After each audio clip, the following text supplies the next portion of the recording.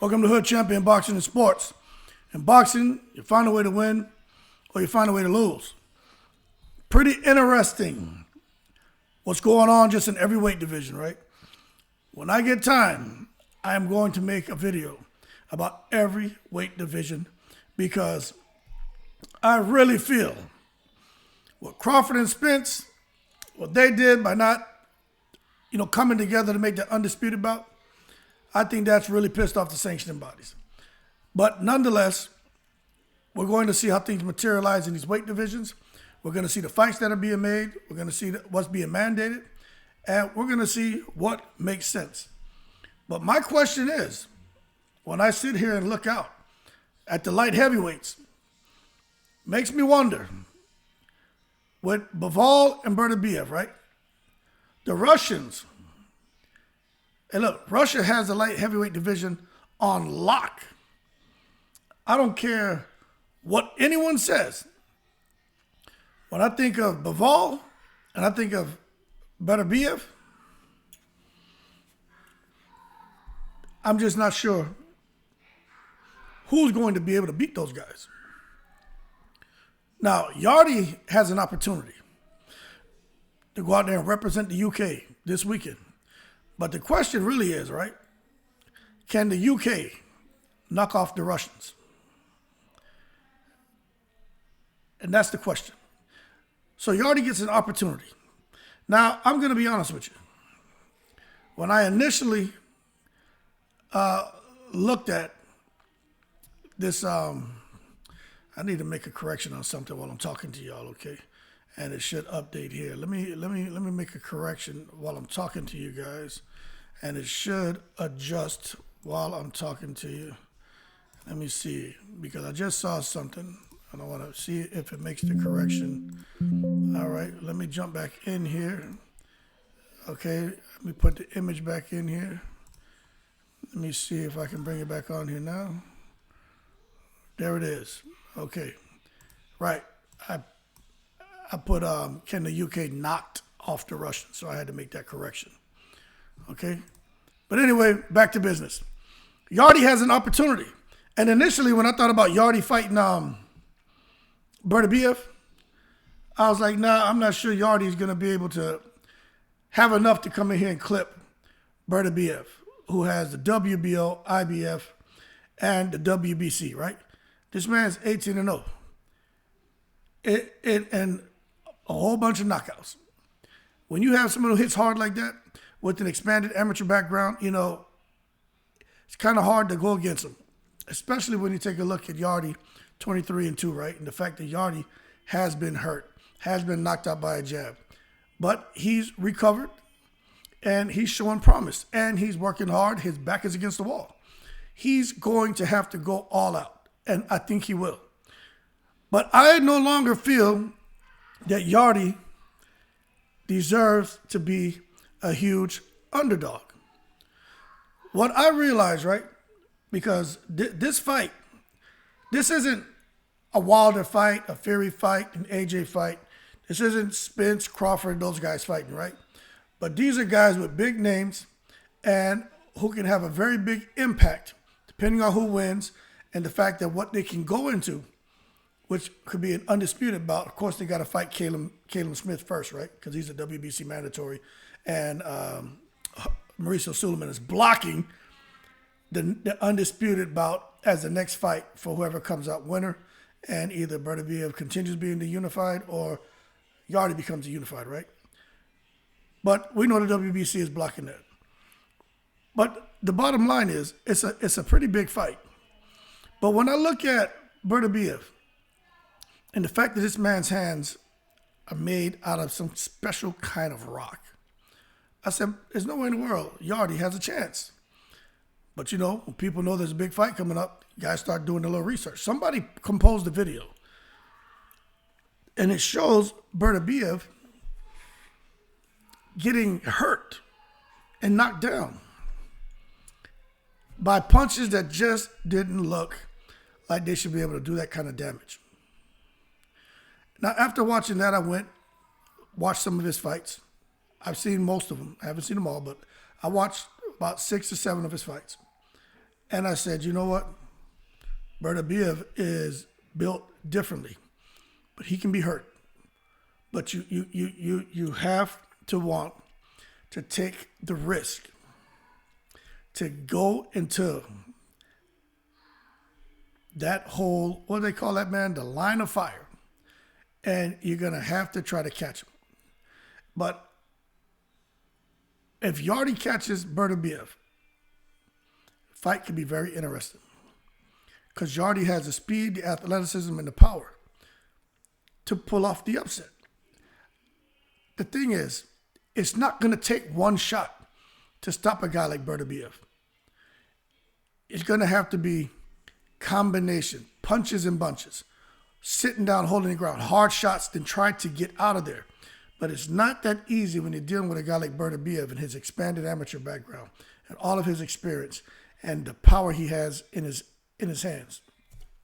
So the thing is, when we talk about these names from the UK, I'm not sure a lot of people realize really what the UK has to offer as far as the light heavyweight division. They have a lot of talent and guys who are right at the top across the sanctioning bodies. So this year, next year, there's going to be a lot of fighters in the heavyweight division who are from the UK who are going to have opportunities to knock off those two Russian monsters. Because what's about to happen? Caleb Smith, right? After Yarde gets a shot, if he loses, then Caleb Smith gets a shot at BETERBIEV. That is what is about to happen. If Caleb Smith loses, then BETERBIEV goes to fight BIVOL for the undisputed distinction. Now, BIVOL is just kind of hanging out here in the breeze right now. Canelo's calling him out, but BIVOL isn't really, he could tell he's not thinking about Eddie Hearn and no damn Canelo. But BIVOL is going to have to do something, right? But what I would like to see is when we look at the light heavyweights, you got BIVOL at number 1, BETERBIEV at number 2. You got Smith at number 3. Somehow Ramirez is there at number 4, right? These are the ring rankings. Then you got Buatsi. You got Yarde. Pascal, how in the world he's still hanging on, I don't know.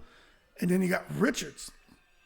But when you come down and say, man, who would be a good opponent for, what's his name? For BIVOL right now, we know what's going on with Yarde. We know where Smith, for Smith. We know they're kind of there in the chute, just waiting to fight. But when you come over to the WBO, you look at BETERBIEV. He's going to be busy with Yarde. Caleb Smith is after that. But then you got Joshua Buatsi floating around here at the number 3. So when I'm thinking about BIVOL, who's over there at the WBA, but it makes you wonder why not make the Buatsi fight for BIVOL? So when you come over and look at the WBA, who's the number 1 in the WBA? Buatsi. Where is he from? So people, this is what we could see. Dimitri Bivol is not going to want to hang around and wait until BETERBIEV fights Yarde, right, this week. And then probably 4 months from that, BETERBIEV, if he beats Yarde, he fights Caleb Smith. That puts him out around May time frame. And then 4 months from that, he'll be looking to fight again. So let's say September time frame. Dimitri Bivol is not going to want to wait almost a year to get back into the ring. So what could happen is where we need to pay attention to understand these sanctioning bodies are not going to allow the bottleneck to occur. Dimitri Bivol in this instance is basically like Terrence Crawford as a welterweight. 1 belt. BETERBIEV has 3. Bivol can sit here and they can activate his mandatory Joshua Buatsi. And Bivol will have to fight him.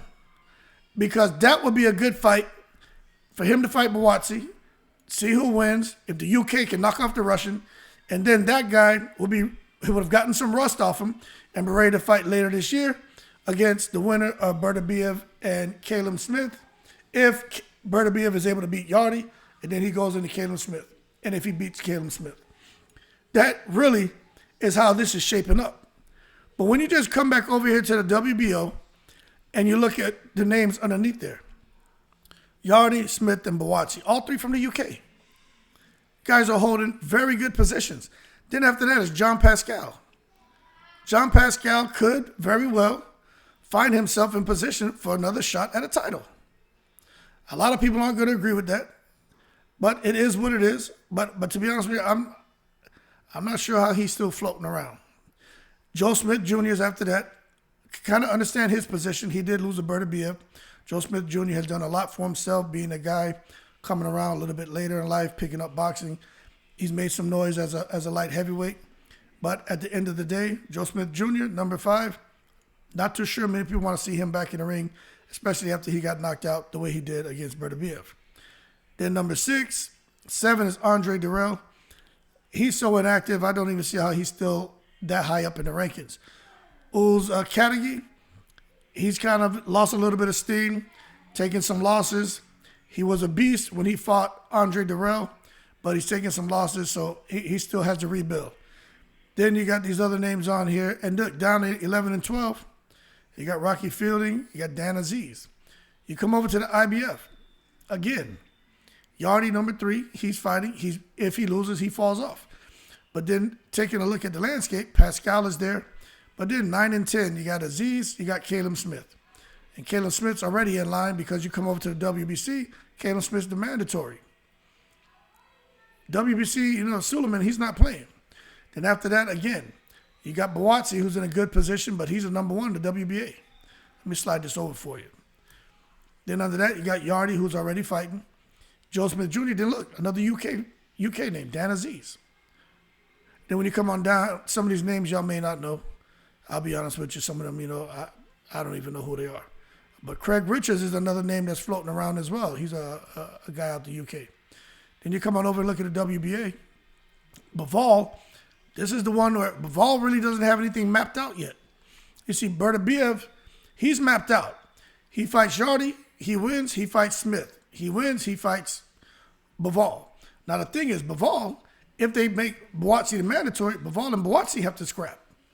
And then you could see if Buatsi was to somehow beat him and Yarde was to somehow beat BETERBIEV, you could see an all-UK showdown for the undisputed distinction. Because Yarde and Smith are both from the UK, so whoever wins, it is what it is. It's a UK thing, right? And if Buatsi beats BIVOL, it'll be Buatsi against whoever, wins between Smith and Yarde. And then, man, Anthony Joshua, Tyson Fury would have to move over because the boys at light heavyweight are showing them how to get it done and get the undisputed distinction underway. So for me, when I'm looking at this is great news for me because I like the fact that there's activity, there's a plan. You got guys here where it doesn't seem like they're going to try to pick and choose who they fight. It doesn't seem like there's going to be a lot of ducking. It looks like they're looking at opportunities to get some titles. Titles of leverage. Titles of legacy. And they're young and hungry. They're not at a point to where you see a guy like Spence, a guy like Crawford, a guy like Deontay Wilder, a guy like AJ, and some of these other fighters, Jamal Charlo, and just some of these other big names where they're going to want to kind of pick and choose because they've kind of put some work in already. They're able to command $1, $2, $3 million. Now some of them a whole lot more when you factor in a pay-per-view event. But for a fact these guys can come in and command millions. They can be very particular and pick who they want. But when you get like these names that we're talking about here, Buatsi, Azeez, Caleb Smith, Yarde, Richards, they're not going to sit here and screw around and possibly miss an opportunity because they're like something better is going to present itself. No, you got to strike while the iron's hot. You got to seize the opportunity. So for me, I just wanted to put that on people's radars because I don't think it's not being talked about. At least I'm not seeing it. But I'm sure if I get a bit more on the chats with UK boxing, I'm sure the brilliant minds out there have already pinpointed that this UK talent at the top of these sanctioning bodies, or definitely in the top 10. And the fact that they're right there on the cusp of getting an opportunity to knock out those Russian monsters. Now, can they do it? I don't know. But it will be interesting to see how things materialize when Yarde fights, when Richards fights, who he fights, Azeez, whoever he's fighting, Buatsi, Caleb Smith, all these guys who are from the UK. Very interested to see when the dust settles late this year, who's going to be fighting in the undisputed bout. And what I really want to know is what's going on right here in the WBA. Like, that's probably, let me make this a little bigger, right?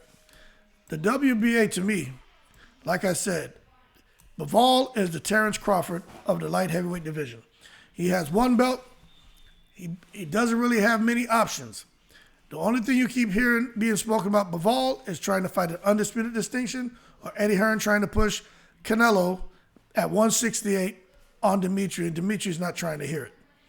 Dimitri, you saw what he did to Zurdo Ramirez. Ramirez had no business in the ring with him. Joe Smith Jr., well, we already know Joe Smith Jr. doesn't belong anywhere near BIVOL or BETERBIEV. Dan Azeez, Buatsi, may be a good opportunity. But maybe they may get protected and figure that 16-0 against a guy like BIVOL, they may not have a good opportunity. But to me, I think they should throw Buatsi in there. I hope they make him the mandatory and force that fight to purse bid and force BIVOL to fight Buatsi.